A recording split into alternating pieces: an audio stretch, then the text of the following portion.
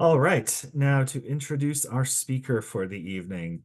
Michelle Harris is a biologist by training and an environmental educator by trade, with a passion for connecting people to nature. She has worked in this field for over 13 years with a focus on public and community support.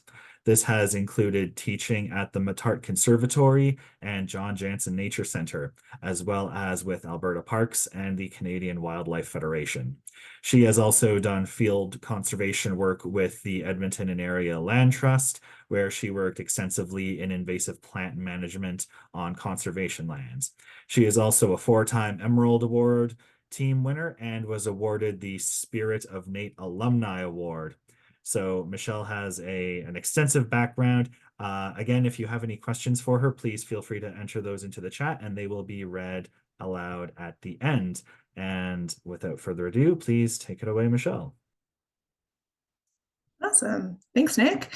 So welcome everyone to our invasive species talk today. Nick mentioned earlier, it's nice to have something that reminds us that the greenery is coming. We're not too far away from it just yet. So our talk today, we are very aware that there's probably a very wide spectrum of background knowledge of what people know about invasive plants as well as concerns around them as well. So we try to find a bit of a middle ground. So we're not going to go too extreme in one direction or the other, with the idea that I'll be giving people a lot of resources so that whichever direction that you need to go in order to be best supported, hopefully those resources are made available to you through this presentation. So like Nick said, I've most extensively worked with invasive plant management with the Edmonton and Area Land Trust. Obviously land conservation, that is a pretty major section of the workload, especially in the spring and summer. And then also with the Canadian Wildlife Federation became a really favorite service project to take our youth out to go and do. So it's one that hits close to home because it is something that is a quite tangible way for us to help take care of the environment and to continue to steward this land. So we're going to get up and going with our chat today, and this is the most text heavy one. The rest is quite easy after this, folks. So when we are talking about invasive plants, know that most of them, what we're talking about, the big hitters, are mostly coming from Europe and Asia, either accidentally or on purpose. So what I mean by that is accidentally could be being trucked in or shipped in and seeds being attached to different things. On purpose, some of them are really beautiful if they weren't so invasive, which is why they were brought here before they realized that they had an invasive quality to them in our habitats out here. So some were done on purpose, some maybe not.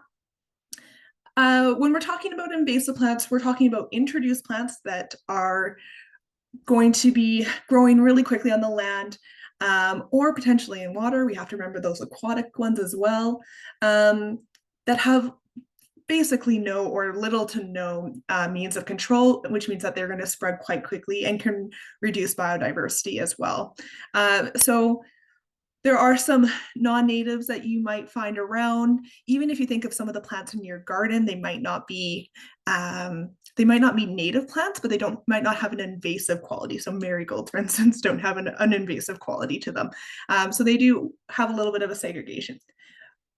Along that, though, there's, as of everything, there is a spectrum. So we have to really kind of be aware of just all the different categories that our plants can fit into.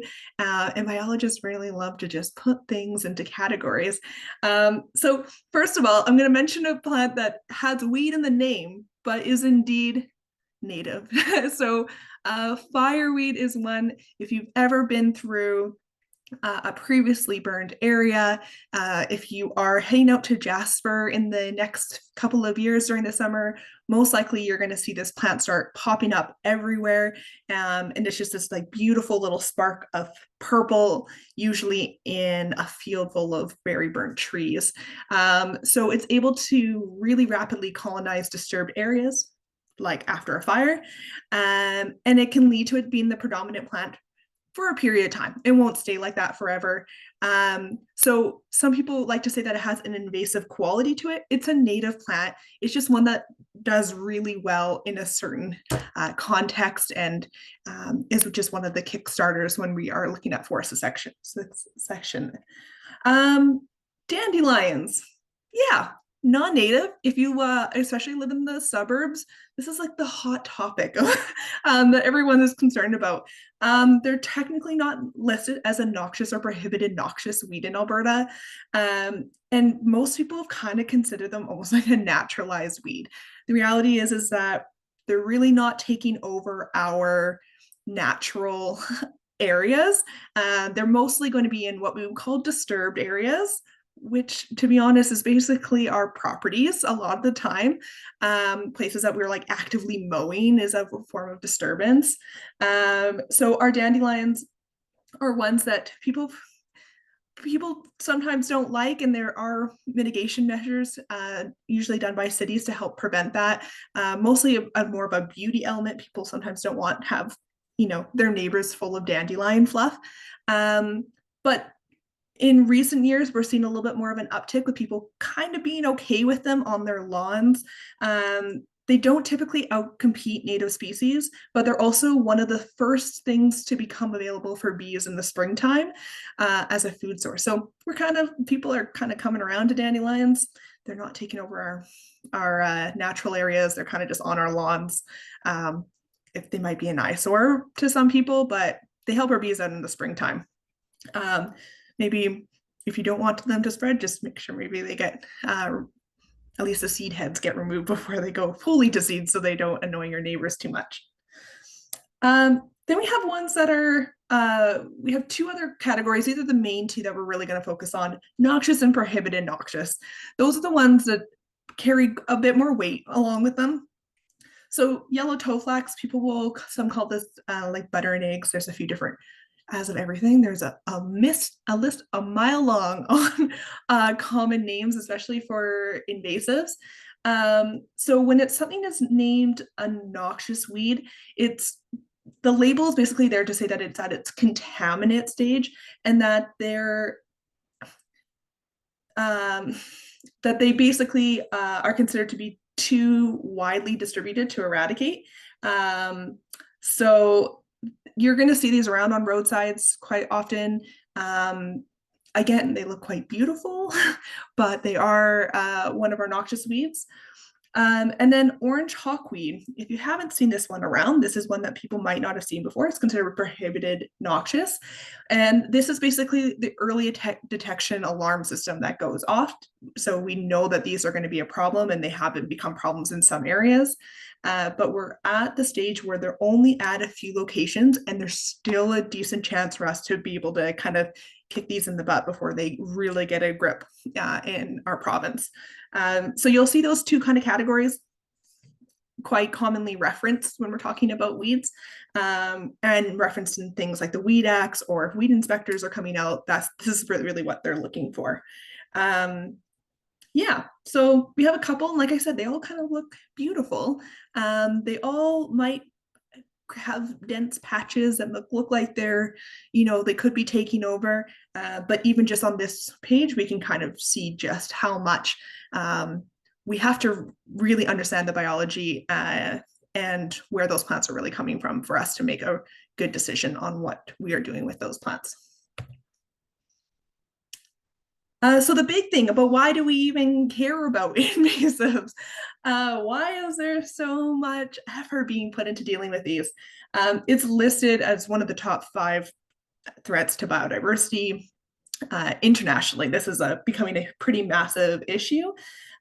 So I think it's pretty easy for us to focus on land being removed, so from the landscape, and being converted into something else that might not be protected. So that is, to be honest, probably one of the larger issues that people are dealing with. But at the same time, it might not feel something that's as tangible for us to help with. Yes, we can advocate for those things. But invasive species is actually ones that we really rely on the public to help out with. So invasive species are ones that are definitely outcompeting native species for space, food, and resources, which is another really big thing, which could also mean space and resources. Sometimes they can spread diseases, and so especially when we're talking about some invasive insects and mammals as well. But really, there's obviously an environmental impact. So there's that disruption to ecosystems. We're losing biodiversity. It's degrading some habitat. And we'll get into a little bit more about like how that actually happens. There's that economic impact. So getting into our farmers' fields where we don't want them, which is slightly ironic. A lot of our crops are invasives, but they're the ones that we want. So we don't want other things getting into that and reducing yields. There's also a huge management cost for working with these. Then there's the impacts on tourism and recreation. So we're going out someplace beautiful. No one wants to just see a sea of weeds out there when they're on a nice, lovely nature walk. And in some cases, what they're really worried about here more so is the aquatic invasives, but damaging infrastructure as well. And then we also just have the social impact as well. So some of these plants are harmful to our pets, and they just, again, they kind of lessen the natural beauty when we're out as well. So all across the board, there's definitely impacts of having invasive plants on our landscape. So when we're talking about all these plants, I will not even come close to being able to help ID all of the things that all of the invasive plants in Alberta, not even just the prohibited noxious and noxious ones. There's a lot. Be forewarned though, those lists sometimes are flagging ones that might not be yet flagged in Edmonton, or maybe not in Calgary yet. They might just be in a little hub area of the province. And so just keep that in mind. Even though it's a long list, they might not be ones that are of concern right now, but always good to know what they look like in case you stumble across them. So we do have these, probably the two best ones are those first two, the left and the middle one. So there's these small little invasive plants of Alberta guides that you can get. They're nice and laminated, and they're nice, super easy cheat sheets. They get updated fairly frequently. I think the one before this was like a 2019 issue. They're probably due for another one here pretty soon. Some of the land trusts will carry these, and conservation lands will carry these, but you can also order them online, which I find is usually the easiest. Alberta Invasive Species Council, to be honest, is like the go-to source of information in Alberta on this kind of stuff. So they do have these really wonderful little cheat sheets that you can look at, and they give a ton of information. So we are going to be able to look at everything from, is it prohibited noxious or noxious, biological controls, manual controls that you can do to get rid of them. Some of them might not be for like the general public, but just so people are aware whether or not things like spraying is something that would work for those kinds of species. There's just a ton of information on those that are super helpful. If you're just out and about and you're just looking for like a quick ID, iNaturalist is one that I always advocate for. So having worked extensively with the Canadian Wildlife Federation, if you're not aware, they're the ones that actually run iNaturalist.ca, so the Canada version of the app. It is free on Android and iOS, and there's a web platform. So if you're out taking pictures on your DSLR camera or on an iPhone, doesn't really matter. When you upload a photo, it'll help you to ID it. Somebody else on the app will have to verify it. So I can't take a picture of this Canada thistle and then say that it's a rare orchid. Somebody is going to have to verify my sighting. And in the descriptions, it'll usually say that whether or not it's an invasive species, so it'll get flagged there. With that being said, we'll talk a little bit about monitoring. That isn't maybe the best place to report, but it is a great resource to ID. I'm going to always say this, local, folks. Your local land trusts, your local governments are really great resources to find more information, because they'll know what are the movers and shakers in terms of invasive plants in your area, and will sometimes even give information on what specifically they are doing to help manage that as well. So look local when you're looking for additional information. Okay, so we're gonna just do a little bit of a a little bit of a chat waterfall. Everyone gets like a few extra seconds because you've seen the slide now. One of these two plants are considered invasive. So you can do left or right or one or two. I'm not really too fussed, but in the chat here, yeah, just have them stream on in, folks. Let's see how many people can get the right answer on this one, and then I'll give it a minute here, and then we'll see how many people can get this one correct. This is level 1, so this is the easy round. We started with one people usually find in their gardens and hate dealing with.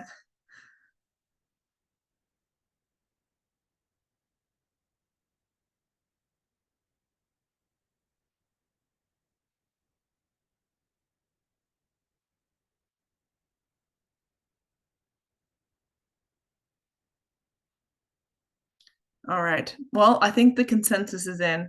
Everyone is very well aware that it looks like left is the winner for our invasive. So ding, ding, ding, you are correct. That's our Canada thistle. Don't let the name trick you. It's not from Canada. See, this is why we have issues with with our common names for plants. So that's the one that you're going to most commonly see as an issue getting into people's gardens. But you'll also find these in conservation areas as well. And they get big and they get nasty. Has anyone here ever had to pull one of these before?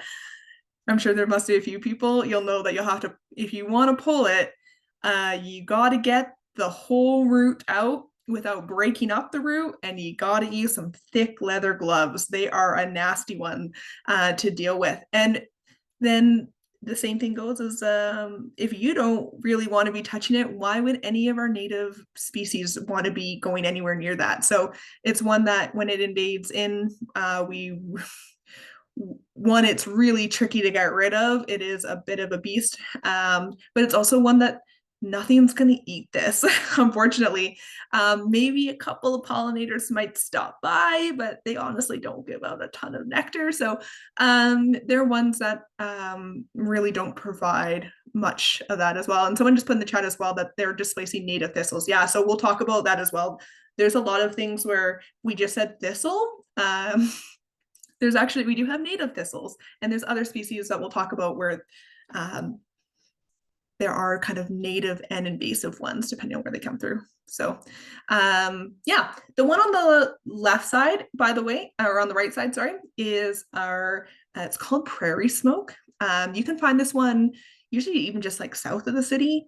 I've seen it over at like Pipestone Creek Conservation Land out by Wetaskiwin. It's really beautiful. And when the seed head comes, it has this very wispy seed head, hence why they call it prairie smoke. In the Avens family, it can kind of create clusters. So sometimes people freak out and think maybe it's an invasive. But yeah, really, really beautiful plant. But I was trying to throw people off with the way that it clusters. It didn't seem to work.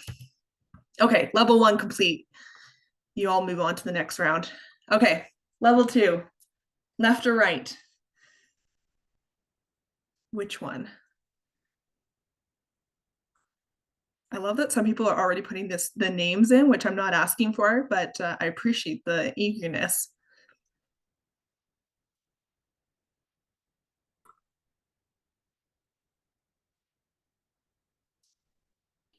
And now if people are like, well, I don't know what that is, or I got it wrong, that's totally okay. To be honest, humans learn really great from our mistakes. So if you're getting it wrong or you don't know what it is, this is hopefully a really great opportunity to learn. Yeah. Perfect. All right, consensus is in. It looks like that the left is correct. So we do indeed have another invasive species, and it is our leafy spurge. It has these little kind of lime green bracts on it. So the biggest part that you're seeing on there actually isn't the flower. It's actually just a modified leaf. Some tricky ones as well. Yeah, it is one that's definitely starting to really spread and create dense fields in some places. Now, the really tricky one, has anyone ever tried to pull this? Or maybe has broken a stem? So they seem quite easy to pull. And it is an activity that people do, and it's one that I have done as well. They seem quite easy to pull. These guys are actually in the euphorbia family, which if you've ever bought a poinsettia, then that is also euphorbia. Euphorbia is a pretty nasty one. If you break open the stem, you'll find that it has a milky sap. If you break open anything that has a milky sap, it's probably a pretty nasty plant to deal with. It can create quite a bit of skin irritation. You don't want to be getting that into your eyes. Again, our native species don't really want to be going anywhere near this either. So it is one that becomes a bit of an issue. The one on the right, by the way, is milkweed. We don't really get monarchs up this far unless Nick knows otherwise. um, no? We do, they're not super common though, so it's kind of a sporadic thing, and they are a migratory species, so we all hope to see them. Yeah, wonderful. So if anyone knows that our monarchs and our milkweeds have a really closely linked relationship, we don't see a whole ton of them, but they are one that have kind of a similar shape to a leafy spurge. To really the kind of the closest I could find that would be kind of similar to it. But yeah, the leafy spurge is a bit of a tricky one because it's not like this super beautiful flower, and it kind of just looks like maybe some tall grass early on in the spring when it's mostly green. But yeah, a bit of a nasty one. Watch yourself if you're pulling and trying to get rid of this one. All right, next level. One of these is invasive. Which one?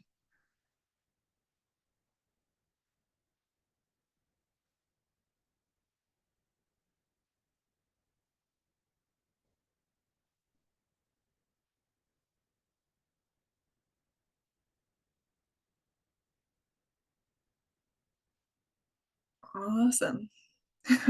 Some people have had experiences with this one. Yeah.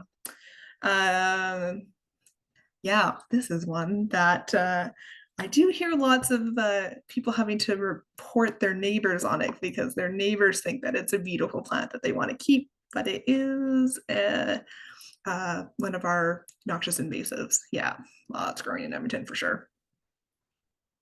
Okay, well, number two on the right, you are correct, folks. It is our creeping bellflower. So it does look really beautiful, kind of looks like a bluebell, but it does really take over. Again, one that is really getting into people's gardens as well, but it can also really easily spread to your neighbors' gardens as well. But again, when bluebells is a name that is a common name that is used for a whole ton of different plants. So just be aware if you tell somebody bluebells, you might have to be a bit more specific about what you're talking about because this is creeping bellflower. Whereas the one on the left is what most people would call tall lungwort, but I also hear people call these bluebells as well. But if you're looking in like a plant ID book, you'll hear usually if you look for tall lungwort, which is not as beautiful of a name for what the species looks like. That one's native, and that one we're happy to have around. But yeah, the creeping bellflower is one. So yeah, there's people will call you'll get also harebells in the Edmonton, well, all across Alberta, to be honest. And they look even closer to our creeping bellflower, but they're quite a bit more petite. So yeah, so just be aware that there's a few different names rolling around. Common names are a tricky one. But nice job, everyone, on that one. All right. Awesome. Someone has lungwort in their garden. Yes, please keep that one. Left or right, folks?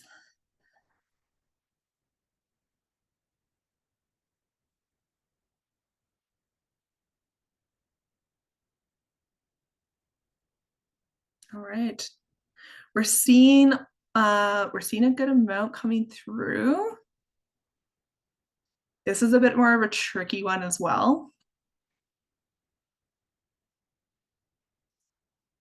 So the common one that we're going to focus on is on the right. So that is our common tansy.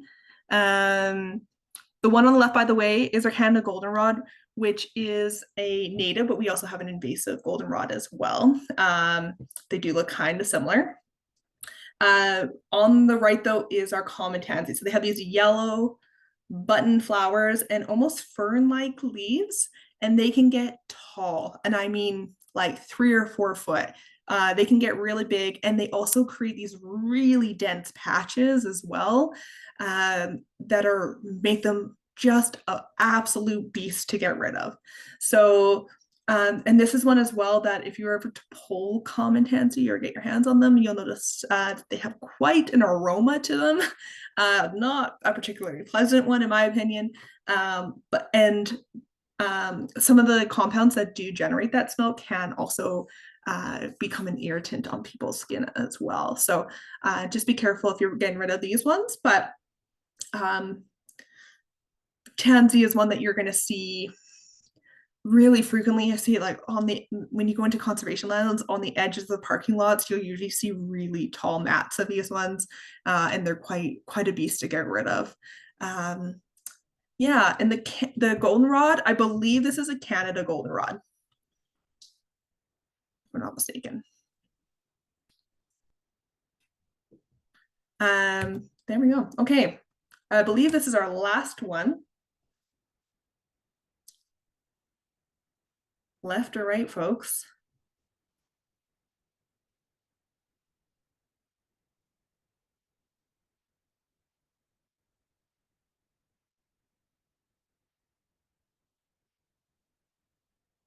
Yeah, we're seeing lots of them come through. Really nice, everyone. Okay, so seems like it's overwhelmingly support for on the left. And everyone here is correct. I saw one person got the name right as well. These are our oxeye daisies. Again, it's another one. You can see just how really densely matted those ones are. So they're ones that look quite beautiful. It's ones that I've seen people try to purchase these plants or sell them to people because they look so beautiful. But they are an invasive. They're one that has been around for quite some time. On the right, though, is our lovely native purple asters. Now, the tricky thing is that these are both technically asters as well. Asters are a really big, really big family.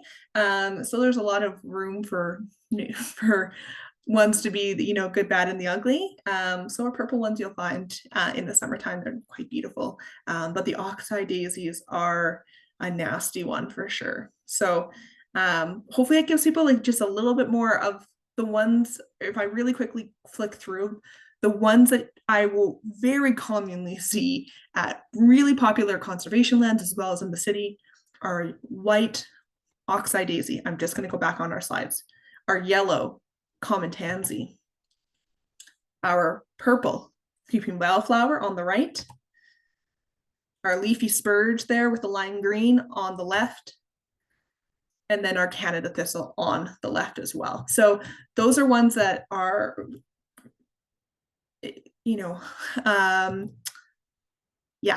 question about are all white daisies invasive? No. And daisies again is sometimes have been used for other flowers as well. So just be careful when we're just deeming things a daisy. We do have native ones as well.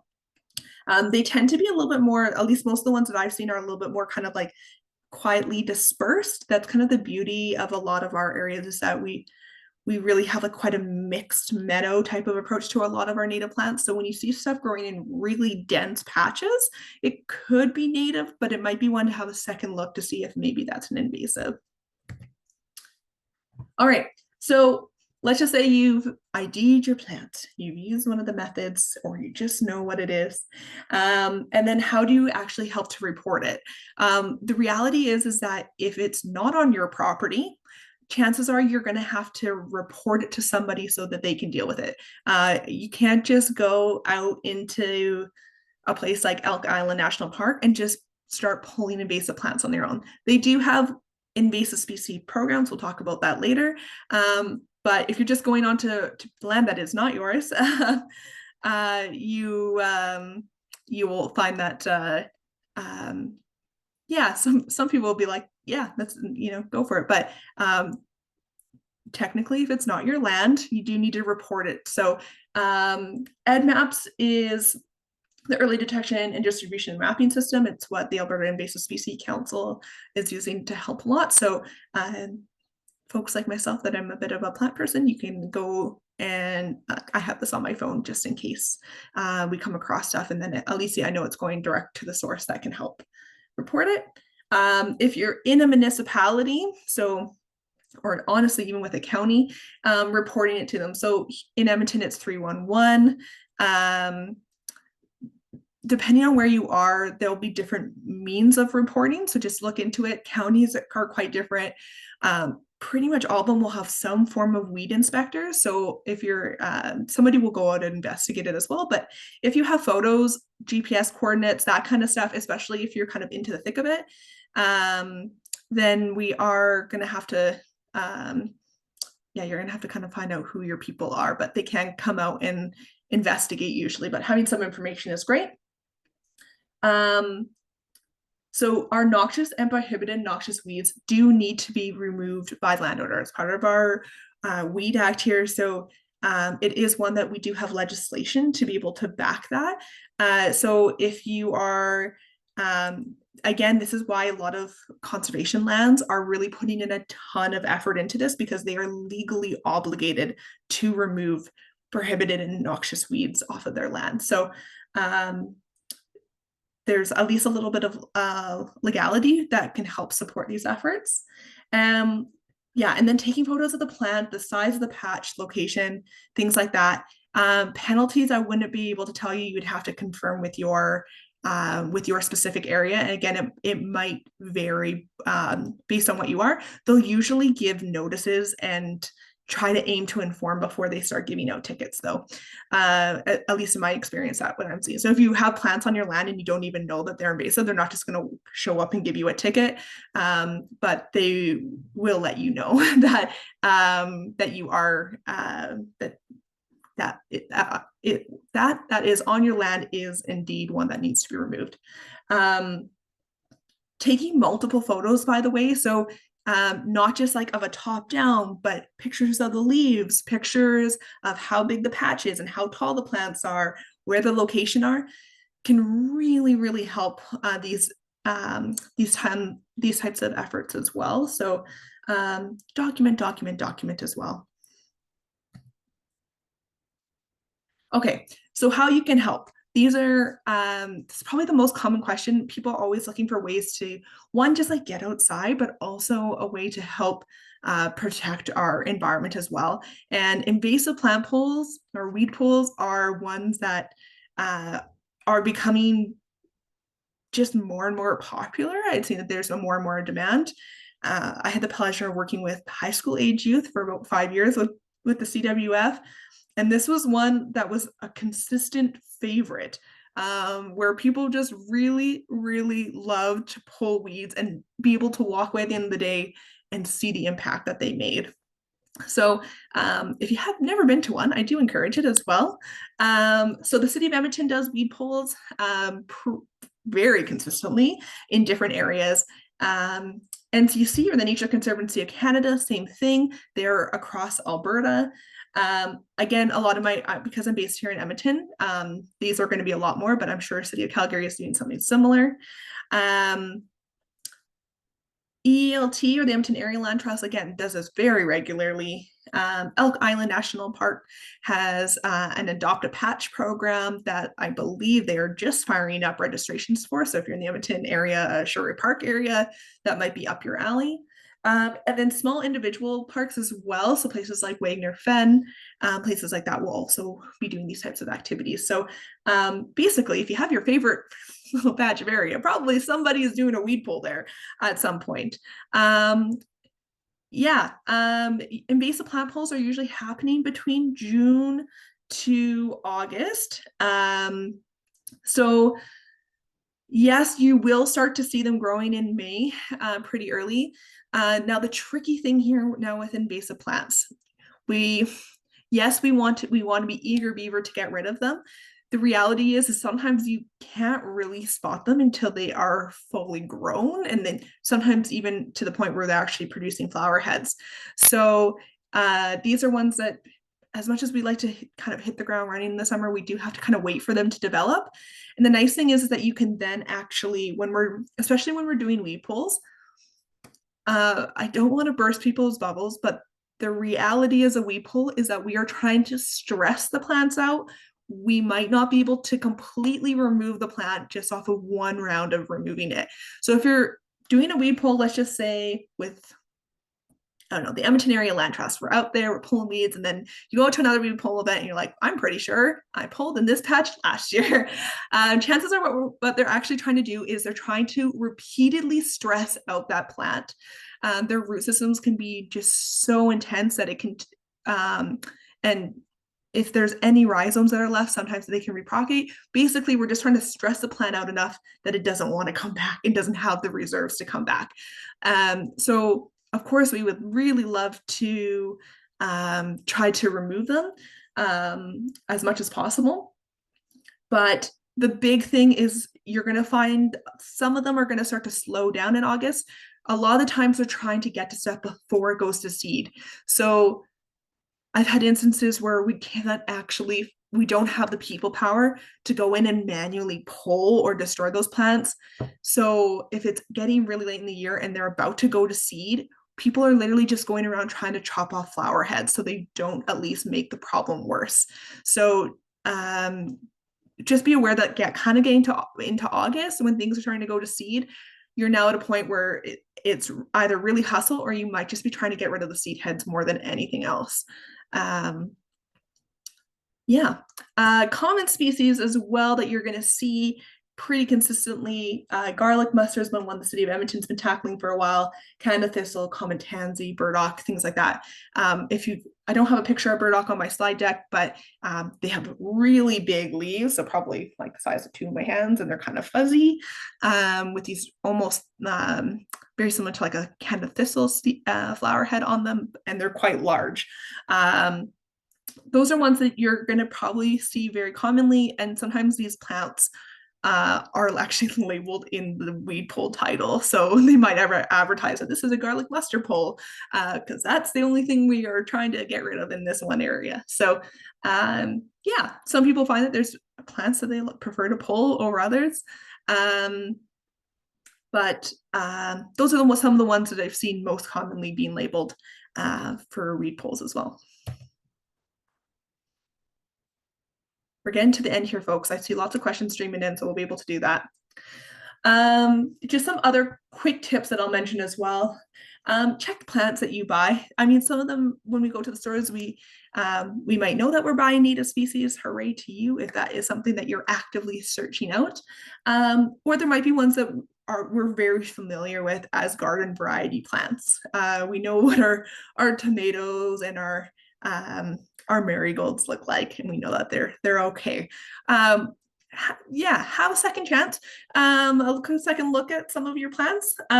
They do try to, obviously, places aren't going to, they're not going to be really one that, places like Home Depot, they're trying their best to check out, but some definitely slip through the cracks as well, especially with large national companies. Cleaning your gear. So you might find these like kind of boot scrub stations like Elk Island has. So the idea of trying to remove if there's any invasive plant seed heads that have gone onto your boots, you are cleaning them off before you go for a lovely hike all the way into the park. And then actually I just learned last year that they do actually then inventory what is collected underneath there to see how successful that is being. And I've seen also kind of popped up throughout here is that there are some uses for some of our native plants. They're not always all bad all the time. I've seen people like do cooking and salads with dandelions. I've made flower crowns with oxeye daisies. I've taught youth how to do plant pressing using invasive plants. So things where we maybe wouldn't want to encourage kids to be like picking our native flowers, but if you're pulling weeds out of your garden, like some creeping harebells, and you want to teach the kids how to make a flower crown and it's going to get disposed of afterwards, then great, go for it as well. Yeah, so you can get rid of it as well. You can eat them as well, but here's what I'm going to put as the massive warning. If you're just going for a hike in a natural area in the city, anywhere else, I would not recommend it because there are spraying activities that are happening in those areas, and that might not be having massive advisories for that. So just be aware that if you're going into you're going to like a little park in the in your city and you see some dandelions, those wouldn't be probably the ones I would try to pick and take home with me, because you don't know if you're going to have a ton of sprayed stuff. But if it's like in your garden and you know that you haven't put any toxic chemicals onto them, that's a completely different story. You use your own authority on that one. But you do just please be careful that you're not eating sprayed weeds from different areas. Yeah, and then just to be aware as well, Canada is relatively more flexible with immigration. Invasive plants are a much larger issue, and sometimes bumped up in priority for some other countries as well. So if you go to places like New Zealand, where they have very strict invasive anything protocols, then you're like, they will clean your boots for you at the airport and return them to you in a bag, just to make sure that you're not bringing any of your invasive plant seeds into their country. So just be aware that if you're traveling, really take extra precautions to clean your gear as well. Okay, what else is happening besides behind the scenes? So I gave you guys a bit of information of what we can do. Just some, to be honest, these have made headlines. These are really neat things that are happening, really innovative ways, so that we're not having to constantly resort to just doing mass spraying or tons of human weed pull stuff. So the use of biological controls has been quite frequent now. People have tried using funguses, especially for things like Canada thistle, using insects, so things like weevils that could help with reducing how much they can reproduce. And then even trained goats. So I say this with the trained goats, not just any goats. So the City of Edmonton, City of Calgary, Edmonton Area Land Trust, NCC have all have used these at one point or another. The company that I'm most familiar is called Bad Plant Management, just like the goat sound. It's genius. So these are goats that have been basically raised eating invasive plants. So they actually develop an appetite for them, which means when they're going into an area, they're actually ones that are okay with eating things like tansy and thistle, whereas other goats might just pick around them. So they're not just like letting loose a bunch of goats. These are ones that are specifically raised for this method. They are also quite expensive to bring in. So it's not something that you're going to see a ton happening, and there's very few groups that do actually do it as well. But really neat one, and it usually makes headlines, especially if it's in a really popular park. In Edmonton, it happened in Rundle Park one year, and it was just like a hot ticket item. Yeah, huge amounts of time, money, and disposal needed to tackle these as well. So if you are, let's just say you're going out to like a little natural area weed pull, know that there is probably someone who had to put in a lot of effort to get grant money to help pay for the staff time and disposal fees for all of that. And it obviously takes a lot of time to go as well. Not so much for our plants, but when we're talking about aquatics as well, we also have a canine aquatic invasive sniffing dogs. If you're on major highways in the city, you'll in Alberta, especially coming in and out of the province, you might see boat inspections where they have Government of Alberta staff out with canine sniffing dogs. Mostly they're looking for things like zebra and quagga mussels are the big one that they're looking for. But these are dogs that are trained specifically for sniffing those, which is also very neat. Also makes the news usually every year when these guys get out and about. But like I said, usually more so dealing with aquatic invasives because they're doing a lot more the boat inspections. So really cool stuff going on behind the scenes that maybe we don't realize, but lots of time and money going into getting these done for sure. All right, folks, that's my last slide. Yeah, I've been seeing questions streaming in like crazy, and then I've also seen people answering questions for other people, which I really love, the community of knowledge sharing that's happening on this.